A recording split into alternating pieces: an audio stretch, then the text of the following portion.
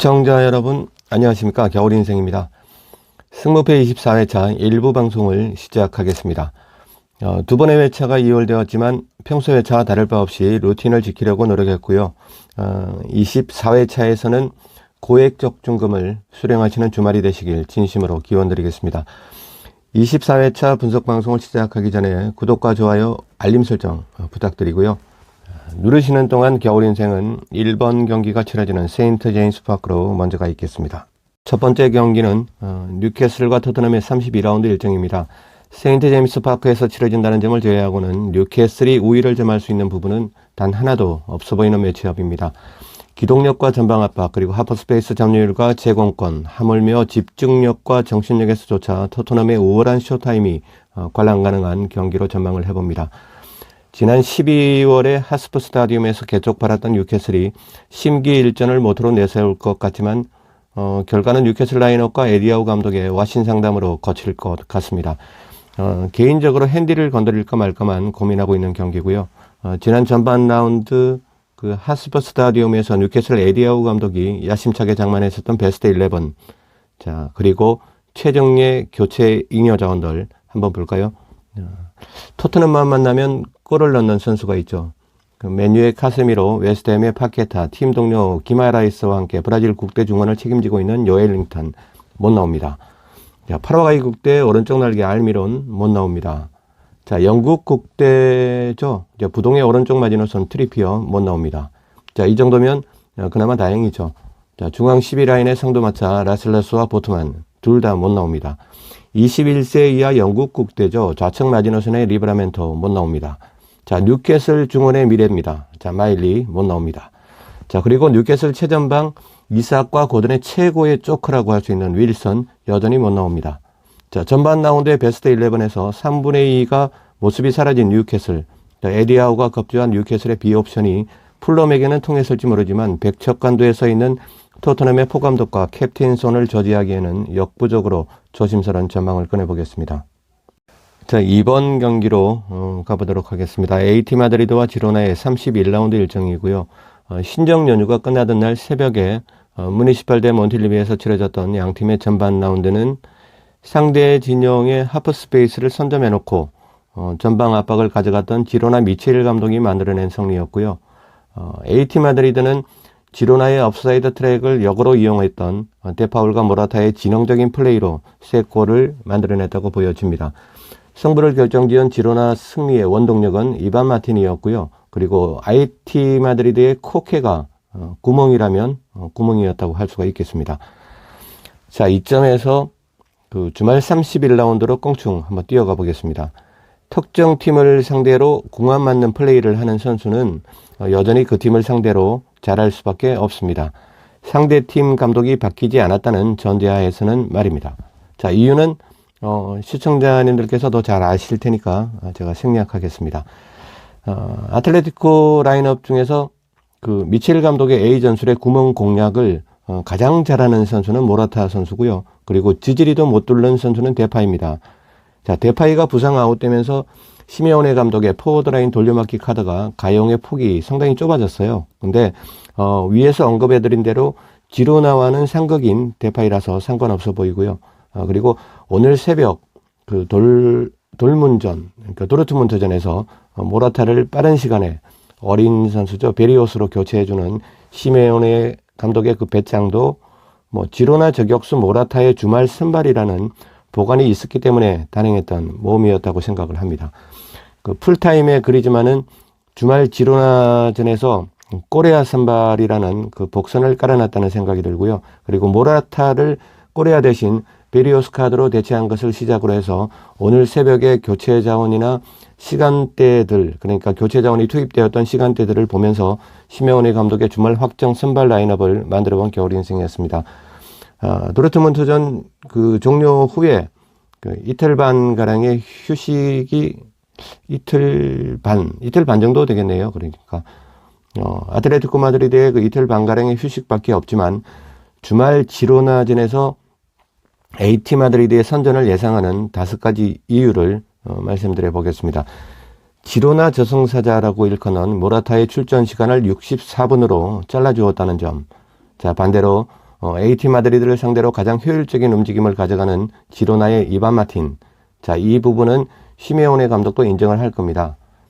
이반 마틴 선수가 AT 마드리드를 상대로 해서는 굉장히 전술적인 적응이 상당히 잘 된 그런 라인업으로 생각을 해보고 있습니다. 그래서 이반 마틴, 알렉스 가르시아 그리고 에레라로 이어지는 그 미들라인의 중앙, 이 부분이 지로나의 그 가장 큰 장점이라고 볼 수가 있을 겁니다. 자, 아무튼 이반 마틴은 노란 카드를 한도 초과, 그러니까 뭐라고 해야 되나요? 저 갑자기 생각이 안 납니다. 경고 누적 결장, 죄송합니다. 이렇게 항상 쓰던 그 이야기를 갑자기 생각이 안 나는 거 보니까 저도 많이 늙었나 봅니다.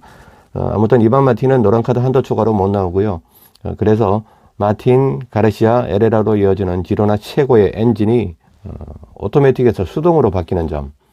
정말 이 부분은 이 경기의 가장 핵심 포인트라는 생각이 듭니다. 이반 마틴, 알렉스 가르시아, 에레라 이어지는 이 지로나의 엔진이 가동이 되어야 자동으로 뭐 도우비크나 치간코프나 사비오가 최고의 경기력을 펼칠 수 있는 그런 원동력이 된다고 생각을 합니다. 그래서 뭐 지로나 엔진이 뭐 오토매틱이다 이렇게 제가 말씀드리는데요. 주말만큼은 이 오토매틱에서 수동으로 바뀐다. 뭐 이렇게 생각하시면 될 것 같습니다. 세 번째로는 이틀 반이라는 짧은 피지컬 회복 타임이지만 홈에서 이동 없는 휴식이라는 점. 어차피 그 아틀레티코는 오늘 새벽에 도르트문트전을 홈에서 치렀죠. 그리고 이틀 반의 시간을 홈에서 휴식을 취하고 치른다는 점.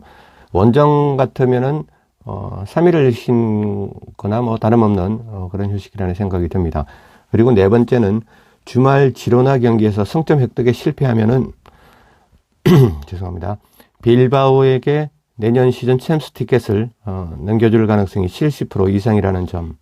자, 빌바오와 후반 라운드 맞대결이 남아있지만 지로나전에서 패하면은 최종 순위가 동률이 되면은 상대 승점이 우선이죠. 라리가는 그 라리가의 특성을 감안하면 빌바오와의 맞대결에서 아직 남아있습니다. 빌바오 맞대결이 3골 이상으로 승리를 거두어야 아틀레티코가 빌바오의 추격을 뿌리칠 수 있는 여지를 가질 수 있다는 점. 자, 이 부분도 상당히 중요하다고 생각이 듭니다. 빌바오가 만약에 아틀레티코가 이 지로나 경기에서 패한다면 빌바오가 뭐 챔피언스리그 티켓인 4위로 올라서리라고 예상을 합니다. 그렇게 되면은 이제 그 맞대결에서 뭐 승부가 갈라진다고 봐야 되겠죠. 다른 팀들과의 어떤 라운드에서 뭐 무승부도 나올 수 있고 여러 가지로 볼 때 최종 라운드까지 치르고 나면 동점이 될 경우도 있습니다. 그러면 이 골득실이 아니라 상대 승점이 우선인 라리가의 특성을 감안해서는 이 전반 라운드에서 빌바오에게 3대0으로 개작살나지 않았습니까? 그렇기 때문에 빌바오와의 맞대결에서 3골 이상 승리를 거둬야만이 아틀레티코가 만약에 동점이 되더라도 챔피언스리그 티켓을 획득할 수 있습니다. 자, 그런 부분까지 감안을 해봤고요. 그리고 마지막 5번째, 챔피언스리그 8강 2차전인 도르트문트 원정을 포함해서 남아있는 리그 상대팀의 면면에서도 빌바오에 비해서는 상당히 불리한 아틀레티코라는 점. 자, 이렇듯이 지로나전의 패배가 가져다주는 AT 마드리드의 후폭풍은 한 시즌 농사가 흉작으로 마감될 수 있다는 점에서 임전무태의 각오를 라인업들에게 인지시키고 시메오네 감독 본인 또한 필사적성의 전술로 무장할 것으로 전망해 보겠습니다.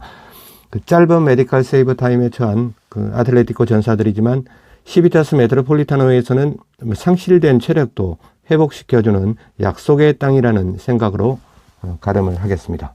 자, 다음은 3번 경기죠. 브랜드포드와 세필드의 일전이고요. 브랜드포드는 33라운드 그리고 세필드는 32라운드 일정입니다. 개인적으로 계산해보는 그 올 시즌 프리미어리그의 잔류와 강등을 결정짓는 숫자는 31, 32, 33이 아마 될 것으로 보입니다. 자, 이렇게 예상해보면 세필드 유나이티드는 남은 7경기에서 5번의 승리를 거둬야 생존할 수 있다는 희망이 생기죠. 자, 산술적인 계산보다는 강등권에 15위, 16위, 17위, 19위와 남은 맞대결에서 셰필드가 모두 승리를 거두는 첫 번째 기적과 맨유와 뉴캐슬, 토트넘 이 세 팀 중에서 한 팀을 잡아내는 두 번째 기적을 한꺼번에 모두 이뤄내야 가능하다는 셰필드의 생존 이야기가 만들어집니다. 자, 풀이를 해보면 남은 7경기에서 5승 2패를 만들어야 한다는 이야기인데 이전에 잔류왕 풀럼의 그 독특한 인자가 빙의되지 않고는 도무지 힘든 동화 같은 이야기죠. 자, 반면에 브랜드포드는 16위, 18위, 22위에 랭크되어 있는 에버턴, 루턴타운, 셰필드와의 맞대결에서 2승만 챙기면 사실상 안정권으로 보여지고요. 1승만 거두더라도 그 상대팀이 만약에 18위 루턴타운이라는 가정이라면 그 1승만으로도 잔류 안정권이 아닐까 그렇게 보여집니다. 루턴타운의 남은 상대 팀들을 가늠해 봤을 때 충분히 예상 가능한 시나리오고요. 주말 셰필드전만 잡아낸다면 잔류의 9분응선을 넘어버린 브랜드포드라고 봐야 되겠죠. 기회가 왔을 때 만들어 놓지 않으면 무슨 일이 일어날지 모르는 게 빅리그라는 걸 토마스 프랭크 감독도 인지하고 계실 거라고 생각을 합니다. 이번 주말 셰필드 잡고 다음 주말 루턴타운을 잡으면 모든 것이 끝나는 브랜드포드 드라마가 개봉 직전이라는 생각을 해보고 있습니다. 셰필드의 채권 기세가 거세기는 하지만 셰필드가 잔류를 원했으면 본머스와 풀럼에게 극장 동점골은 내주지 말았어야죠. 누구도 탓할 수 없는 셰필드가 실력으로 일으켜낸 강등의 역사입니다.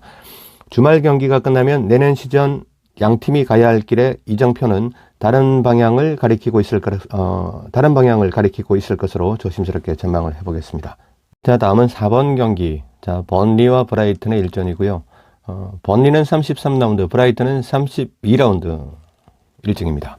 자, 이번 주말이 지나면 챔피언십으로 보따리를 사야 하는 세 팀의 윤곽이 어느 정도 나올 것으로 보입니다. 이번에 내려가는 세 팀은 노팅엄이 포함되지 않는다면, 만약에 노팅엄이 포함되지 않고 세 팀이 강등이 된다면 당분간 그 세 팀은 모두 2부 리그와 3부 리그를 전전하게 되지 않을까 전망을 해보겠습니다. 아마 노팅엄이 내려간다면은 다음 시즌에 또 승격을 할 수 있을지 모르지만, 만약에 노팅엄이 내려가지 않고 다른 세 팀이 내려간다면 그 세 팀은 아마 몇 년간 아니면 좀 더 오랜 시간 동안 2부 리그와 3부 리그를 전전하게 되지 않을까 전망을 해보고 있습니다. 그 라인업들이나 정신 상태나 모든 걸 봐도 그렇게 예상이 됩니다. 섣부른 예상이지만 에버턴, 노팅엄, 루턴타운, 번리 가운데 두 팀은 잔류, 그리고 두 팀은 강등으로 행선지를 달리할 것 같고요.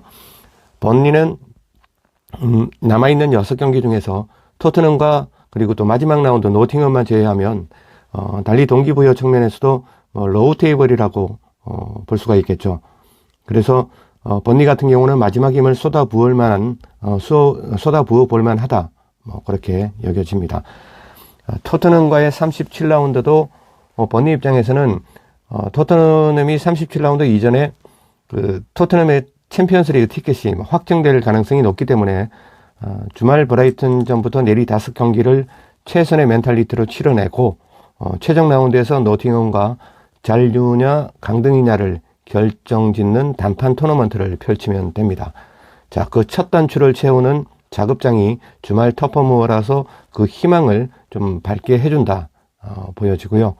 브라이튼은 맨체스터 시티, 에스턴 빌라, 첼시, 맨체스터 유나이티드, 자, 이렇게 전통의 강팀들과 예정되어 있는 홈 4경기에서 23, 24 시즌에 갈라쇼를 하는 것으로 아름다운 마무리를 하지 않을까 예상을 해보고요. 승무패 어떤 결과도 안정적인 구간은 없어 보이는 경기입니다. 자, 단통 승부 보려던 3번 경기였는데 두 번의 회차가 2월이 되는 난리통에 그냥 마음 편히 묵혀두었던 지우개를 꺼내봅니다. 이번 24회차 승무패에서는 14경기가 모두 유독 어려운 경기들로 배정이 되었다는 그런 생각이 듭니다. 그래도 해내야겠죠.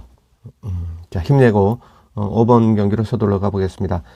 홈팀 너팅엄 포레스트는 33라운드, 그리고 원정팀 wolverhampton은 32라운드 일정입니다. 사실 승점이 삭감된 부분만 아니었다면 23, 24 시즌 프리미어리그 강등 세 팀은 이미 결정된 거나 마찬가지죠. 희한하게도 16위 에버튼, 그리고 17위 너팅엄 포레스트입니다. 이 두 팀이 올 시즌에 승점이 삭감된 그런 부름만 아니었다면 어찌 보면 지금 18위 루턴타운, 번리, 셰필드는 이미 강등이 확정되었거나 아니면 강등이 확정적인 그런 상황이 아닐까 그렇게 여겨집니다. 뭐 우연도 아니고 각본도 아니겠지만 희한하게 두 팀에게 삭감을 시켜서 지금 강등 전쟁을 만들어 놓은 그런 상황이라고 보여집니다.